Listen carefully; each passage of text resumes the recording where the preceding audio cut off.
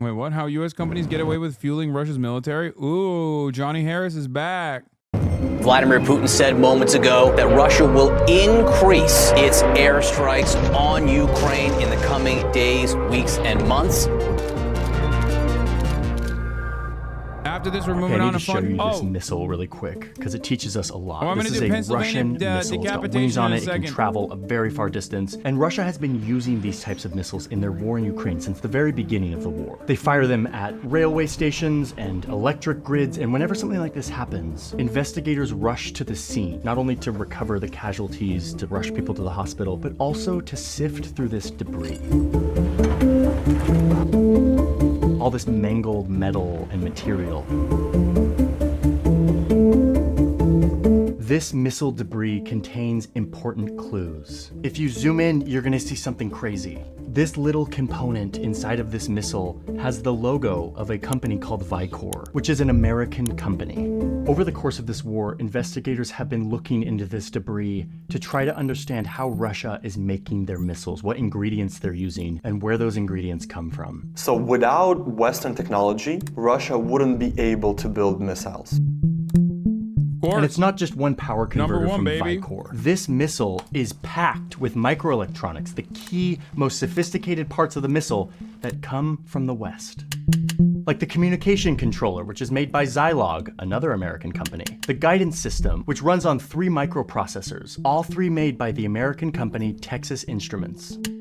And then of course the brains of the whole thing, the microchips. They're made by Intel, the American chip giant that is currently being subsidized by the US government to make more chips. The future of the chip industry is going to be made in America. Made in America. All in all, I mean,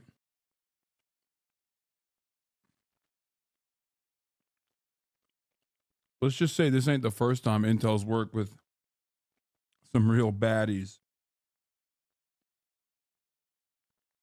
If you know what I mean. Actually, as a matter of fact, most companies.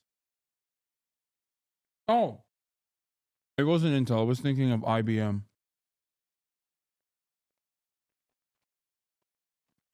Yeah, my bad.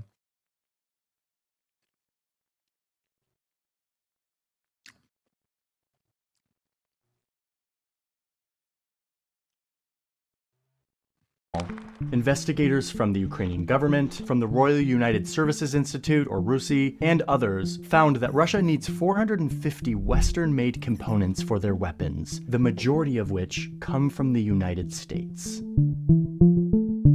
This is stuff they can't make on their own. They need it from the outside. We know that the Russian systems, from their most basic systems to their most sophisticated systems, are critically dependent on Western microelectronics. Ukraine is making an effort to gather Western air defense, which then shoot down missiles that are made possible by the West, by Western microchips. That's Alexei Sorokin, the deputy chief editor of the Kyiv Independent, which is the largest English language newspaper in Ukraine. They've been covering the war. We've been working with them to investigate how technology is affecting this war. For this story, we looked into how this Western tech is making it into Russian killing machines. The Kyiv Independent received this leaked report from the Ukrainian government that gives us more clues as to how this technology is making it into Russia. Illegally flowing through a shadowy network of shell companies, fake aliases, circuitous shipping routes, all to evade sanctions and arrive to front companies for the Russian military. Many of them eventually ending up in missiles or drones or other vital weapons being used to invade Ukraine and kill its people. This is a quintessential case of modern war. American companies are like, damn, oh, did we do that? No. Oops.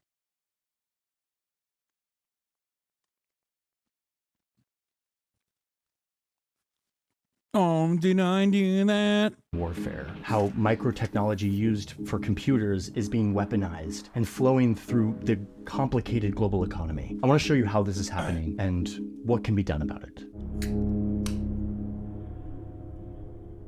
I need to quickly tell you about another shadowy market. Thank you, Incogni, for sponsoring today's video. So what happens in the shadowy data broker market is that you have a profile, all of this stuff that helps companies and people search sites target you. And Johnny Harris and Vox do the exact same type of like ad, which, you know, that makes sense. Johnny did used to work at Vox, where they just like present the ad as though it's like literally educational content, which I feel like is, I mean, I like fun segues, but it does seem kind of odd. and call you and email you and send stuff to your house. I find this fairly violating. So the way this works is you sign up for Incogni and you give them permission to act on your behalf, to go out and to make a request to these hundreds of data broker lists that you and I are on, to tell them that you want to be off the list. And by law, these companies are required to take you off the list. That's what's awesome. Once you give them permission, you get access to this dashboard. You get to see all of the requests they've sent out. Since I signed up for Incogni, my phone has been quieter, my email's been more chill, my house has not been inundated with as much junk mail, and I feel a lot better knowing that my information is not on like people search sites, or that insurance companies aren't using my browser history to like jack up my premiums. There's a link in my description. It's incogni.com/JohnnyHarris. You can sign up for the annual plan and get 60% off. You do the annual plan so that Incogni can be like constantly scrubbing you off of these lists, because you're always being added to new lists. When you click the link, it helps support the channel too, so please use the link, but you also get that discount. Thank you, Incogni, for sponsoring today's video, for supporting our journalism. And now we are going to unpack this thing that has been... There is nothing more ethical than like sitting through the entire ad read. What are you talking about?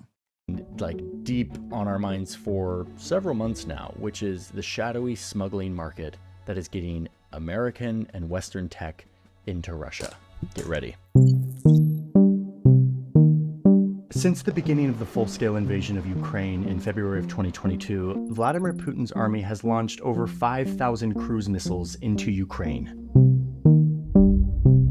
What happened is Russia wasn't able to conquer Ukraine in the first month or two. In October 2022, Russia came up with this new tactic. It will use missiles to destroy Ukraine's energy infrastructure and kill Ukraine's economy and force people to negotiate. These missiles have killed thousands of civilians. They've leveled homes and communities, and they've destroyed the economy and daily life of many Ukrainians. So in response to this invasion, the West responded, not only by giving weapons and money to Ukraine to fight this war, but also trying to cut Russia off from the global economy, including being cut off from these vital microelectronics that they need to build their missiles, to build their weapon systems. This is what sanctions do. It makes it illegal for a company like Texas Instruments or Intel to sell their microchips to Russia. Again, Russia can't make this stuff on their own. So the idea was that if you could cut Putin off of the chips, then he would eventually run out of the ingredients he needed to continue to make missiles and other weapon systems that he was using in Ukraine.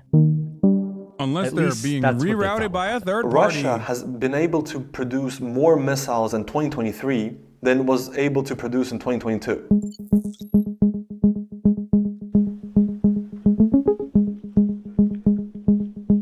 Russia didn't run out. The missiles kept flying and the drones kept coming. Well, tonight, a third of Ukraine is without power after Russia destroyed power stations in the last 8 days. And to find out how this is happening, Ukrainian investigators have been gathering remnants of Russian weapons, bringing them to these missile graveyards. Like this one that the Kyiv Independent team helped us get access to. Вот тут видно, вот тут залишок від ракети, пожалуйста. Вот 37-ма ракета, Х-30. Вот елементи теж від калібра на дослідження от привезли. At these missile graveyards, investigators dissect the wreckage and look inside to understand how these Russian weapons work, to try to gain an advantage in this war. But what they found was surprising. Хтось хоче дані, які комплектуючі там застосовані. Які країни-виробники, для чого, які фірми. Нідерланди, США, США, США, США, Китай, Росія, Китай, США, Гонконг, Німеччина, Корея, Південна Корея, Швейцарія. They were finding that these components were coming from American companies like Texas Instruments and Analog Devices. Investigators have looked into dozens of missiles and they keep finding the same thing. US and Western technology that is somehow making it into Russian missiles and drones long after economic sanctions should have cut off the flow. These are the chips they need for their guidance systems, their wireless communication, for their targeting, critical components that Russia can't can't make on their own. How exactly is the Russian military getting their hands on Western microelectronics even after sanctions went into place thank you, though. that made it illegal for Western companies to send microelectronics to Russia? And the answer is this map.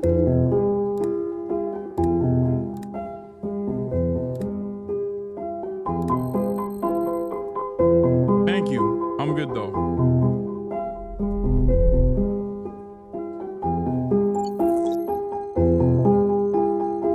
This map shows at least a part of a shadowy network, a market that Russia uses to keep vital technology secretly flowing into Russian weapons. This tech travels through the veins of the global economy, using loopholes, shell companies, and convoluted shipping routes to escape these sanctions. Now, let's be clear, this is not the whole network. This is a shadowy black market. It's very hard to see and to report on. But thanks to some amazing reporting by Reuters, by Root. Why are we watching propaganda videos? What do you mean? I always watch propaganda videos. I love Johnny Harris.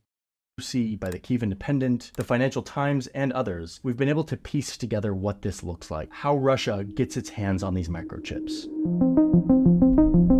Let's start here in New York City, where we know that 2 companies were registered in Brooklyn as electronic components distributors. Both of them were owned by the same 3 guys who used aliases like Nick Stevens or Geo Ross. These companies have been shipping millions of dollars worth of electronics from various locations in New York to several middleman countries that have no rules about sending stuff to Russia. From there, this technology was then shipped into Russia to a company that makes weapons for the Russian military. When these guys got busted, investigators found that the specific microchips that they were shipping into Russia were the specific chips that Russia uses for various weapon platforms that they're using in their war in Ukraine. In another case, this one company based in Singapore starts buying American microchips from the US and selling. You mean China?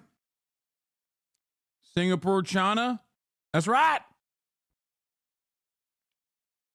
God damn it, it's the Chinese again. I knew it. Somehow this is about TikTok. $250,000 worth of chips to a company inside of Russia who seemingly has nothing to do with the Russian government. That company then sold them to another Russian company called Robin Trade. But it turns out that Robin Trade is just one of many fake companies that sells to yet another fake company called Cernaya Engineering that we now know is actually just a front for the Russian spy agency, the FSB. This convoluted daisy chain of fake companies is used to hide the fact that the FSB, the Russian intelligence agency, is procuring chips through this network to make it look like this was some civilian tech company importing these chips. One of the greatest tools in this network is the shell company. The fact that in our global economy, you can make a company by signing a few papers and paying a fee, and then you can start doing business under the name of that company. Like there was this one computer parts company in Germany that before the war was selling technology to Russia. But after Putin's invasion, EU sanctions banned that company from doing this. So the German company starts selling chips to this shell company in Turkey, which immediately turns around and sells them right to Russia. Custom records show that in just 7 months, this new Turkish company sent $20 million worth of computer parts to Russia, including US-made microchips. And the missiles just kept on flying. Ukraine says Russia has fired at least 80 missiles at targets across the Capitalism is so good. It's just like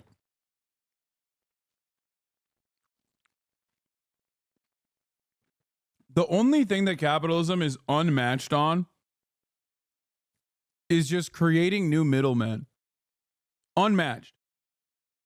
There is no other economic system or process that could be as good at finding new ways to create additional middlemen. I'm technically a middleman between you and direct access to the news, or even Johnny Harris. It's so good. We are so innovative when it comes to finding new ways of marketing the same product with an additional layer. Turkey is in an especially funny situation. I guess so is Germany. So is every country mentioned here because like they're selling to both sides?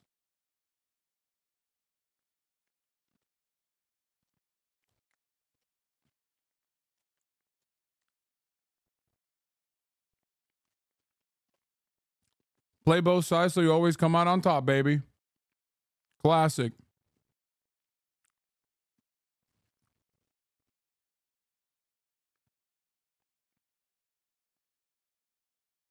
So we can sanction Russia and basically enforce a blockade. But when Yemen does it, we bomb the shit out of them. Also, wasn't the whole reason Japan attacked PH was because we cut their Pearl Harbor, was because we cut their oil supply and basically enforced the blockade. So doesn't that mean that Pearl Harbor attack was justified and Americans shouldn't be upset? Damn, dude, you got really mad. Or is it just another American double standard? Yeah, no. Of course, Pearl Harbor was not justified. And neither is America's bombing campaign. Even though Pearl Harbor was seen as like ample reason to fully get America invested in World War II. So it's one of those circumstances where like a shitty situation turns into like one that ends up putting America on the right side of history for World War II at least.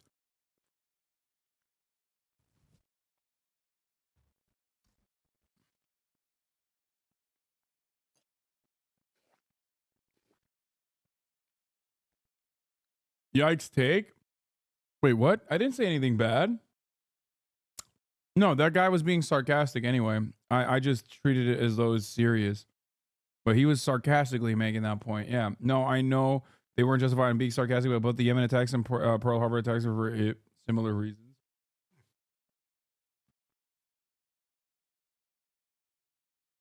What? Hasan and Johnny have master skeleton keys and are cool with opening their doors? What the fuck? The country as part of a... Were they though? The U.S. killed 500K civilians in like a month? No, I didn't talk about nuclear bombs or the firebombing campaign. I'm simply talking about the United States' involvement in World War II. Yes, that was an objective good. Hello? Are we crazy? What the fuck? I'm not going to fucking defend Imperial Japan. Are you out of your mind? Do you know the metric ton of war crimes that they did? Are you out of your mind? What the fuck? Hello?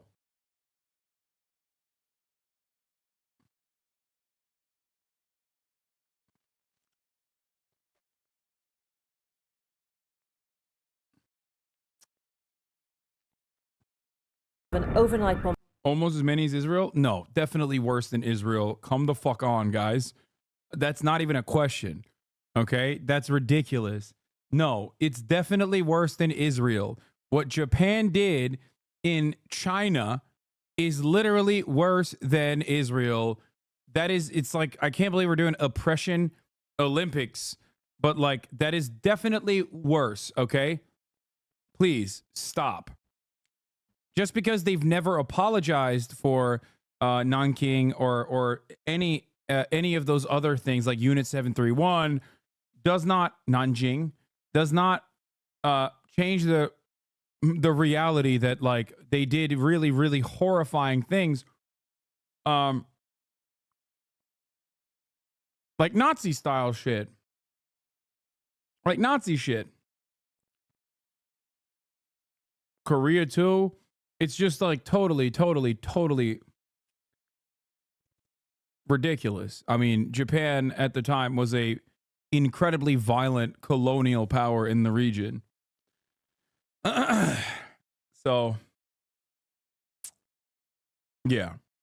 Just because they don't recognize it and America never talks about it because Japan has been our ally ever since doesn't change that reality. Now, we didn't actually nuke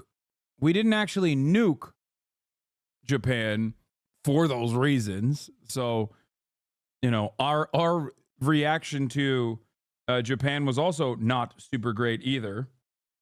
You know, we definitely went above and beyond.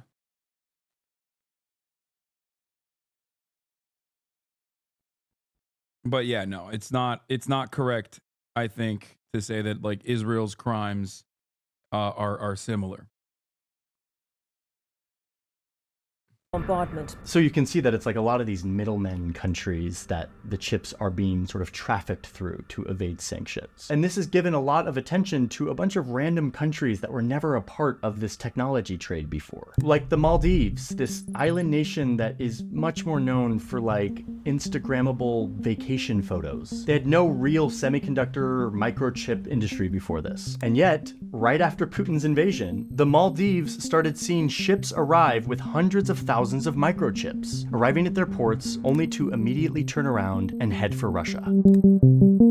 But when they pull into the port, they do have to register with the customs agents, and so we have customs records, which shows us where this stuff is coming from. These records show us that a lot of these chips are coming from a company registered in Hong Kong, but who is owned by a company in Singapore, which is in turn owned by a company registered in the Seychelles Islands? Oh, and this company, which a Reuters journalist found was just an empty office in Hong Kong full of boxes, has only one officer, a Spanish citizen who owns an airplane club in Catalonia. And yet, somehow this company is responsible for over $200 million of electronics being sent to Russia, including $50,000 of Intel and AMD microchips. And as we saw, much of it flowing through the Maldives.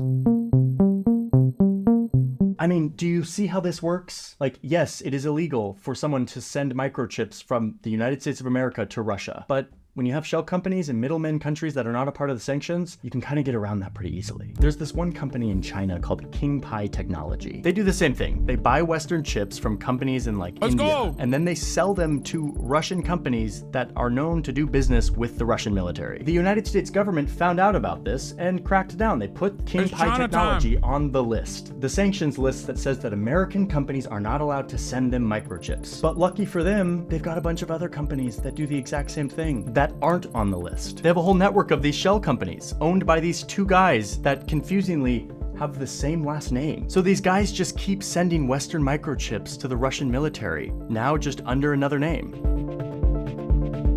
The US caught on again and they cracked down on that company, but this will not stop them because they'll just operate out of another one of their shell companies. One day you're King Pi Technology, the next day you're 3HC Semiconductor. This is the game of whack-a-mole that enforcers are stuck in. Shell companies are disposable, they're pieces of paper. So it's really hard, really slow, really complicated, and difficult to enforce. And in many cases, the middleman countries like the Maldives have no real incentive to crack down on this. All it means for them is just more traffic through their ports. Like you've got Russia's neighbor, Kazakhstan, where imports of microchips mysteriously.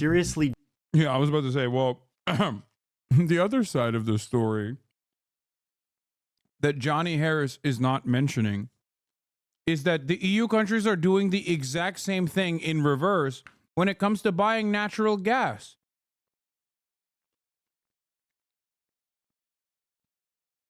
Literally, like almost every single person is finding a way to get around the sanctions by way of either Kazakhstan or directly through India. So all they did was add a middleman.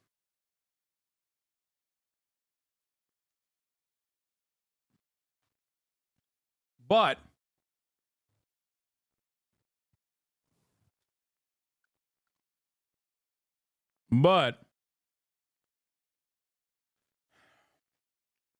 Kazakhstan is rising up as a consequence, so we're on board. You know what I mean? The only thing is like they don't have McDonald's and shit. You know what I mean? I guess they have like off-brand McDonald's now. Doubled after Russia's full-scale invasion, because now you've got smugglers using it as a middleman, like this Dutch guy who started shipping microchips to Russia via Kazakhstan to disguise the real destination. Some of this stuff is so obvious, like Kyrgyzstan, a country that almost no one on earth has ever heard about, but who saw a huge increase in their imports from Germany. That's insane that he after all just these said sanctions that. went into That place. is almost a 1,000. Okay, bro, come on. That was the most Ameri-brained, like former Mormon bullshit. That's crazy he said that. Nobody knows who this country is. Like, what the fuck?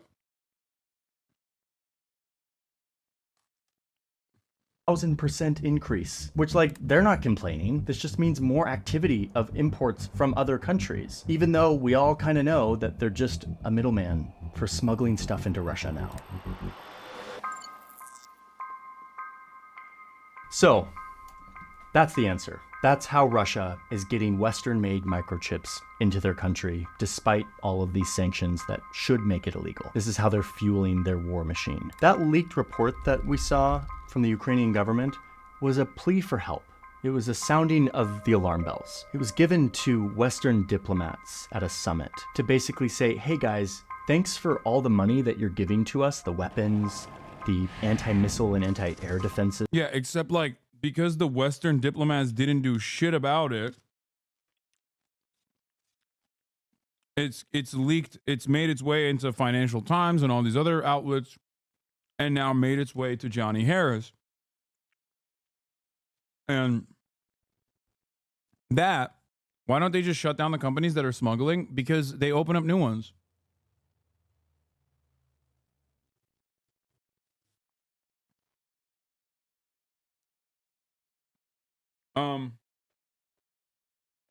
It's very, very difficult to shut down,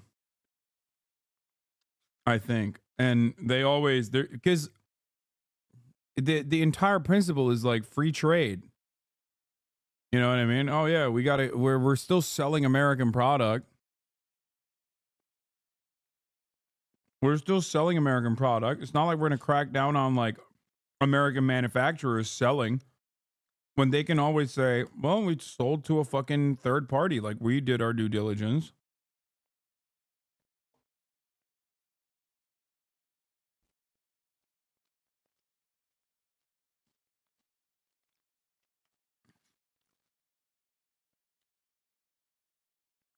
Also, the thing is, like, I think it's plausible deniability. I think a lot of these guys know who the fuck they're selling to and how it's making its way into Russia.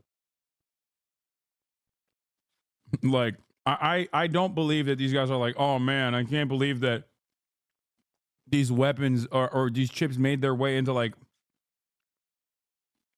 into Russian hands. Oh no, that's so sad. I don't give a fuck.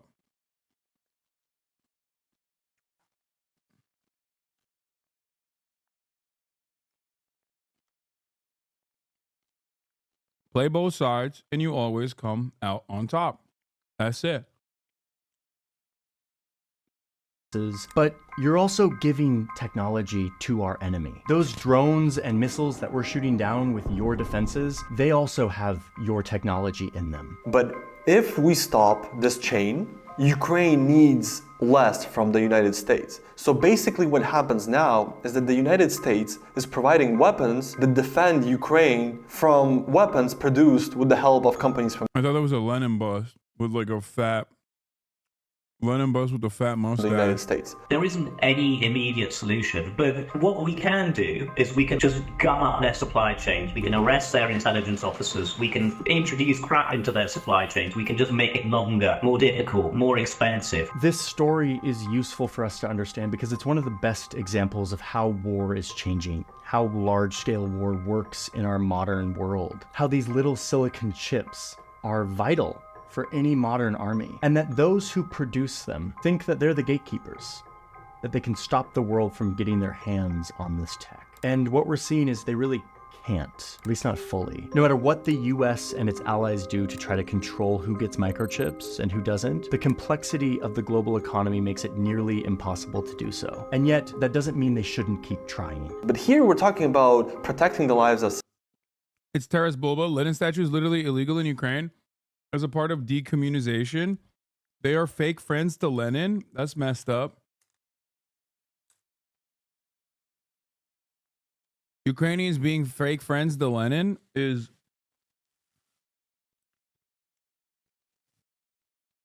messed up, dude. Statue of a dictator is illegal? Yeah, dude. Real bad guy. Real bad guy, that Lenin. Maybe it's a Lenin bust with fake mustaches to disguise them. So the thing is, like, in the USSR, they did de-Stalinization, but they never obviously, they never obviously did anything about Lenin, understandably.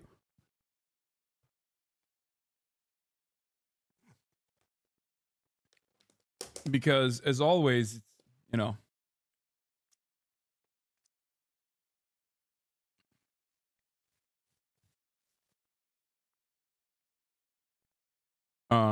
He did some good things. I mean, even Stalin did some good things, like fighting Nazis, but then also a lot of bad things too. Anyway, Lenin. Civilians, right? It's a solvable issue. It's a complicated issue, but it's a solvable issue. And that's what gets me, is that if I knew personally that some kind of action from myself can help save an innocent person, I'd definitely do it. And I hope that people in the States or people in Europe would also feel this way about protecting Ukrainians.